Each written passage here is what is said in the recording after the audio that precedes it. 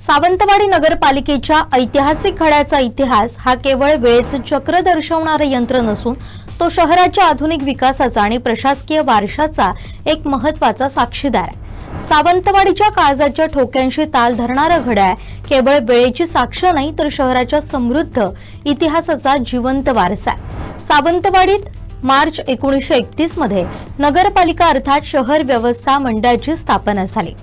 बापूसाहेब महाराजांनी या संस्थेची स्थापना करून शहराच्या नियोजित विकासाचा पाया घातला।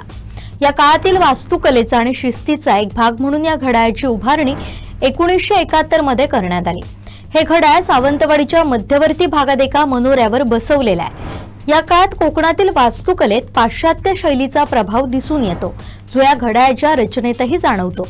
हे घड्याळ केवळ वेळेचं भान राखण्यासाठी नव्हतं, तर ते त्या काळातील सुसंस्कृत आणि प्रगत शहराची ओळख बनलं होतं। सावंतवाडीचं हे घड्याळ म्हणजे केवळ काट्यांची हालचाल नाही, तर ती सावंतवाडीच्या आधुनिक इतिहासाची एक लयबद्ध धून आहे, असं म्हणायला हरकत नाही।